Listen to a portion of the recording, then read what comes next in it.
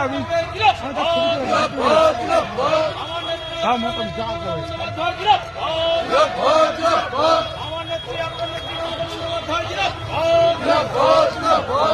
বন্দ্যোপাধ্যায়ের নির্দেশে এবং আমাদের ব্লক তৃণমূল কংগ্রেসের সম্মানীয় সভাপতি রবীন্দ্র মন্ডলের নেতৃত্বে আমরা মিছিল শেষ করার পরে আপনাদের সামনে দলের পক্ষ থেকে কিছু কথা আপনাদের সামনে তুলে ধরতে চাই।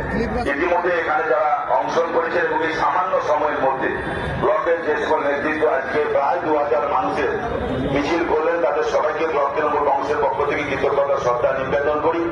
আপনারা সবাই জানেন আজকের দিনটি হচ্ছে 25শে জানুয়ারি, ভোটার্স ডে।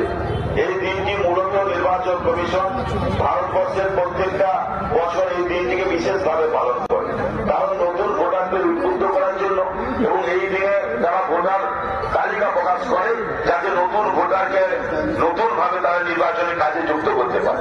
কিন্তু এবারে ভোটার যেতে আমরা দেখলাম যে এসআরের নাম করে নির্বাচন কমিশন যে নোংরামি বাংলার উপরে বাঙালির উপরে শুরু করেছে, তার জন্য আমাদের সর্বভারতীয় তৃণমূল কংগ্রেসের সাধারণ সম্পাদক অভিষেক বন্দ্যোপাধ্যায়ের নির্দেশে আজকে আমরা ধিক্কার জানাচ্ছি নির্বাচন কমিশন তথা বিজেপির অঙ্গুল হেলনে চলা বিজেপি কমিশনের বিরুদ্ধে।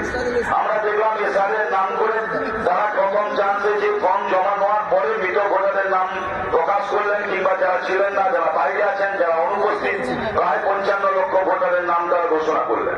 এবং সেখানে আমরা দেখতে পেলাম যে কিছু মানুষ বেঁচে আছে, তাদেরকে মৃত দেখিয়ে দেওয়া হয়েছে। কিন্তু সেখান পর্যন্ত তাও ছিল, পরবর্তীকালে তারা বলল যুক্তিকার্য অসঙ্গতি এই কথাটা বলে তারা প্রায় 1.5 কোটি মানুষকে নতুন করে হিয়ারিং এ ডাক দেবেন। আমরা দেখতে পেলাম আমাদের কর্মীরা প্রায় 25,000 মানুষকে তারা ডেকেছেন। উদ্দেশ্য কি তাদের সমস্যা?